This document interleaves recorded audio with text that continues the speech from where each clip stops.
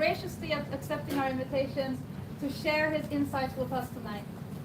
His presence here is a testament to his generosity and commitment to advancing meaningful conversations about the role of technology in shaping our future. Artificial intelligence is no longer just a tool.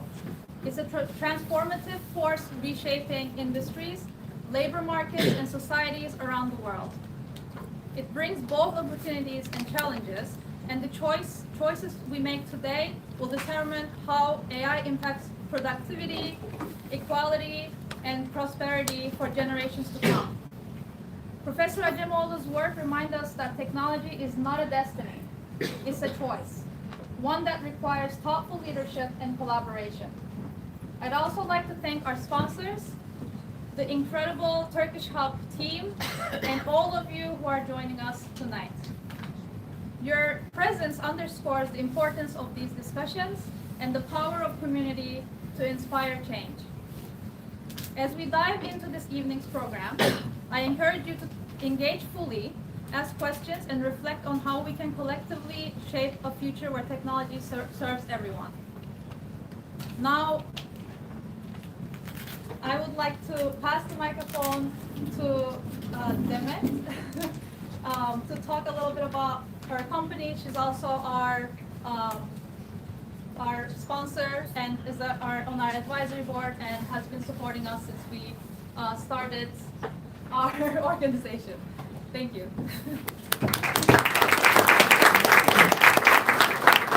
Hi everybody. I'm so glad that we are doing all these beautiful people tonight, and I'm so excited about this whole crowd.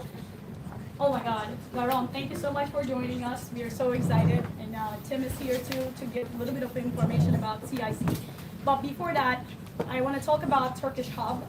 It is an amazing group of people here that they are trying to do the network, understanding the life sciences business and all that good fields that brings the whole hub in Boston here together. So I'm so glad that I'm an advisory board member for the Turkish Hub, so thank you so much. But then as US Lab Partners, I have two companies. One is US Lab Partners, one in DK Scientific. We are serving Boston, mostly Philadelphia. We just started. We are members of Philadelphia CIC as well too. So, and San Diego coming soon. So we are a strategy consulting firm helping life sciences companies, laboratory operation facilities, and EHS services. And happy to build labs and hope to understand labs, what their bottlenecks are, and then going in there and understand how we can help so they can do a lot of cost savings, and then we can support them. And then we are so excited about tonight's talk and understanding how AI and digitalization will help the future labs. So I'm so excited. I would like to introduce Tim Rowe, the CEO of the CIC, to give a little bit of information about here. And thank you so much for coming. Thank you all for coming. My name is Tim Rowe. I'm the founder of CIC, and they asked me to say a few words about this place and also about our speaker and the importance of what Daron you're about to speak about. So for those of you who don't know CIC, this is our 25th year. Actually, this is our 25th anniversary. We are now located in 9 cities around the world, and 5 of them hold a CIC, which is the largest innovation space in that country. So we're now the largest innovation space in the United States, in Germany, in Japan, in the Netherlands, and in Poland. Our vision is to bring innovators together and give them an opportunity to build the social networks that they need to be more successful with their new ideas. We believe that innovation fixes the world, or has the potential to. Not every generation has the opportunity to witness the dawn of an earth-changing technology. Occasionally it happens.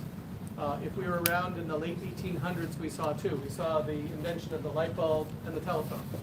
And at that time, obviously Thomas Edison and Alexander Graham Bell brought technologies that fundamentally shifted how the world worked.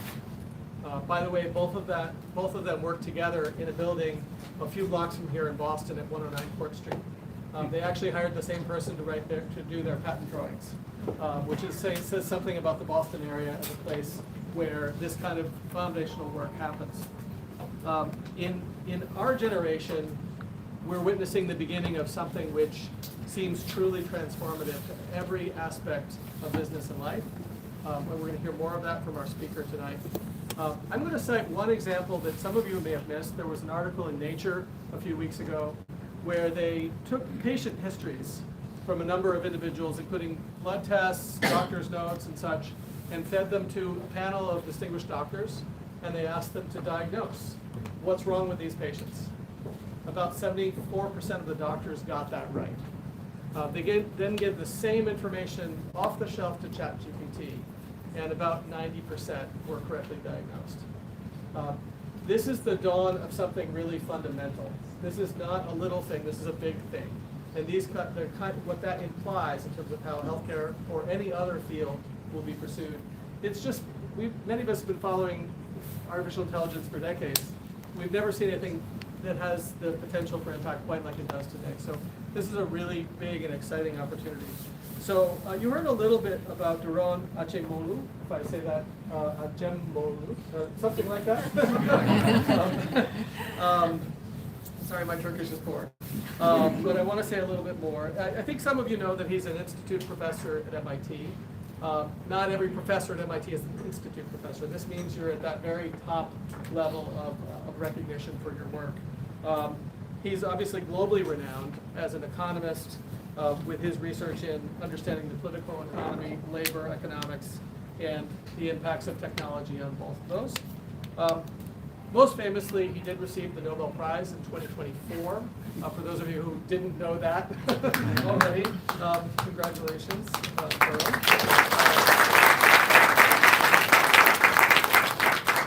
And that work was focused on understanding the critical role of institutions in driving economic growth and navigating the societal impacts of technological change, which is really what we're talking about right now, right? He is considered a visionary in AI and the future of work. His latest research examines how artificial intelligence influences productivity, inequality, and labor markets. He is an author, amongst others, of Why Nations Fail and Power and Progress. If you haven't read those books, go out and buy them now on Amazon. He is here today to talk about the impacts of AI. He is the recipient of the John Bates Clark Medal and is a member of the National Academy of Sciences. Dr. Acemoglu, welcome. Thank you, Tim. Thank you.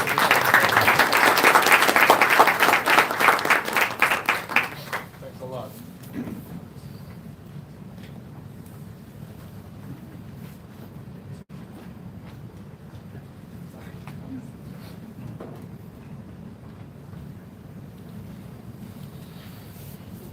Is there a clicker or I can do it?